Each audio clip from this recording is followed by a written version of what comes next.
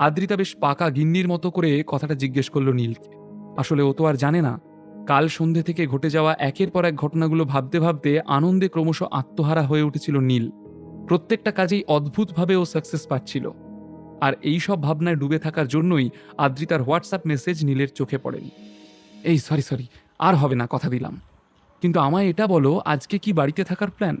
Office ছুটি? আদ্রিতা নীলের প্রশ্নের কোনো উত্তর দিল না। মুখ বেঁকিয়ে নীলকে টাইটা খুলতে সাহায্য করল। নীল ওর দু কাঁধে হাত রেখে প্রশ্ন ছুড়ে দিল, ও, এক রাত বাড়ি ফিরিনি বলে বউয়ের অভিমান হয়েছে? এত মিস করছিলে আমায়, সেজন্য অফিস বন্ধ? বেশ রোমান্টিক ব্যাপার, হ্যাঁ? আদ্রিতা, শেষ হয়েছে? যা বলার ছিল সব বলে নিয়েছ। যাও তাড়াতাড়ি এবার ফ্রেশ হয়ে নাও, আমরা একটা জায়গায় যাব, তোমাকে আমি সেখানে নিয়ে যেতে চাই। আদ্রিতার কথা শুনে নীল খানিকটা অবাক হয়ে তাকালো। আদ্রিতা কোথায় নিয়ে যেতে চায় আমাকে?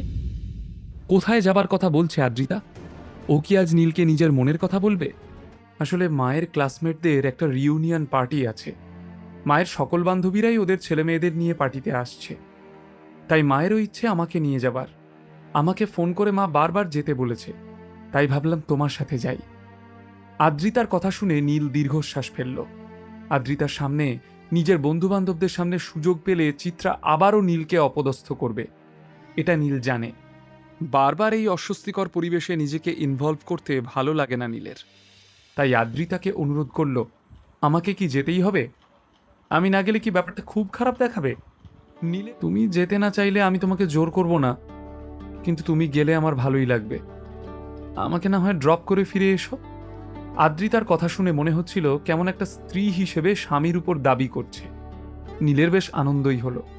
ওর মনে হলো, আদ্রিতা তাহলে আজকাল আমাকে নিজের হাজব্যান্ড হিসেবে সবার সামনে পরিচয় দিতে লজ্জা পায় না। ও চায় আমি ওর সাথে থাকি, ওর পাশে থাকি। ওর আমাকে নিয়ে এখন গর্ব হয়। কিছুক্ষণ পর ওরা গাড়ি করে গন্তব্যে পৌঁছালো। গাড়িটা পার্ক করে রেখে বাড়িটার ড্রয়িং রুমে এসে ঢুকলো নীল এবং আদ্রিতা। তখন চিত্রা ওর বান্ধবীদের সাথে আড্ডায় মশগুল। ওর বান্ধবীরা একগাল হেসে ইশারায় আদ্রিতাকে দেখালো চিত্রাকে। চিত্রাও মেয়ে এসেছে বলে এগিয়ে গেল, কিন্তু পরের মুহূর্তেই নিমেষে ম্লান হয়ে গেল ওর মুখের হাসিটা। আদ্রিতার পাশে নীল দাঁড়িয়ে রয়েছে। ইচ্ছে করলেও নিজের বান্ধবীদের সামনে কোনো রকম সিন ক্রিয়েট করলো না চিত্রা। একটা নকল হাসি হেসে নীলকেও ওয়েলকাম জানালো। আদ্রিতাকে দেখে চিত্রার বান্ধবীরা কেউ কেউ বলে উঠল, চিত্রা, তোর মেয়ে আদ্রিতা কি সুন্দর দেখতে হয়েছে রে। শুনেছি ও নাকি একাই রয়চৌধুরী গ্রুপ অফ কোম্পানিজকে নিজের বাগে নিয়ে এসেছে। হ্যাঁ, আমিও শুনেছি ওর কথাতেই নাকি ওরা তোদের কোম্পানির সাথে কোলাবোরেশন করতে রাজি হয়েছে। তাহলে তো মেয়ে এখন একাই 100। চিত্রার বান্ধবীদের মুখে নিজের মেয়ের প্রশংসা শুনে চিত্রার গর্ব হলো। মুখের হাসিটা আরও চওড়া হয়ে ফুটে উঠল। এরপরই পরস্পর পরস্পরের ছেলে মেয়েদের মধ্যে পরিচয় পর্বটা সেরে নিল চটপট। সবাই নিজের ছেলে মেয়েদের বড়াই করলো একে অপরের কাছে। আসলে এই জমায়েতে আসা সব ছেলে মেয়ে এক একজন এক এক রত্ন। এই আলাপচারিতার মাঝেই চিত্রার এক বান্ধবী করুণা মজুমদার নীলকে দেখিয়ে বলল, চিত্রা, একে তো ঠিক চিনলাম না, এর সাথে আমাদের পরিচয় করিয়ে দিবি না বুঝি? করুণা আর চিত্রা দুজনেই শো অফ মিস্ট্রেস। দেখনদারিতে কেউ কম যায় না। ওদের বন্ধুত্বের ভিতটাই যেন এটা। করুণা আদ্রিতার পাশে নীলকে দেখেই চিনতে পেরেছিল। শুধু হাটের মাঝখানে হাঁড়ি ভাঙার আনন্দ পাওয়ার জন্য করুণা ইচ্ছাকৃতভাবে প্রশ্নটা খুঁচিয়ে দিল। এদিকে করুণার প্রশ্নে তো চিত্রা অপদস্থ। ওর কথা শেষ হবার সাথে সাথেই নীলের উপর সকলের দৃষ্টি এসে পড়ল। আস্তে আস্তে ক্রমশ চিত্রার মুখ হয়ে উঠল বিবর্ণ। আদ্রিতা বুঝতে পারল, কিন্তু হাজব্যান্ডের পাশে দাঁড়ানোটা একটা স্ত্রীর কর্তব্য। তাই ও নীলের হাতটা ধরে সবাইকে উদ্দেশ্য করে বলল, ও নীল রায়চৌধুরী, মাই হাজব্যান্ড। আদ্রিতার মুখে এইরকম ইন্ট্রোডাকশন শুনে নীলের হৃদয়ে যেন বসন্তের ফুল ফুটে উঠল। ও, এই তাহলে চিত্রার সেই জামাই? করুণার বাজে ব্যঙ্গ নীলের দিবা স্বপ্নে ব্যাঘাত ঘটালো। তা চিত্রা, তোর জামাই কোথায় কাজ করে, কোন পজিশন? করুণার এই বাঁকা প্রশ্নের উত্তর নীল নিজেই দিল। আমি একটা ছোট্ট কোম্পানিতে আমার বসের আন্ডারে কাজ করি। স্পষ্ট বলতে নীলের কোনোদিনই কষ্ট নেই। করুণাকে বিশেষ পাত্তা দিল না সে। কিন্তু ওই ছোট্ট কোম্পানির তো কিছু একটা নাম থাকবে। তুমি তোমার বসের নিচে কাজ করো, তাহলে তোমার এক্সাক্ট পজিশনটাই বা কি? এমনি মানে চিত্রার জামাই তো আমারও জামাই, তাই জানতে চাইলাম।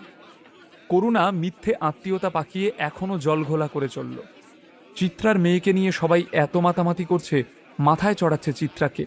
একটু মাটিতে না নামালে যে করুণার দিনটাই খারাপ যাবে। আপনি আমাকে একটা সাধারণ ক্লার্ক ভাবতে পারেন।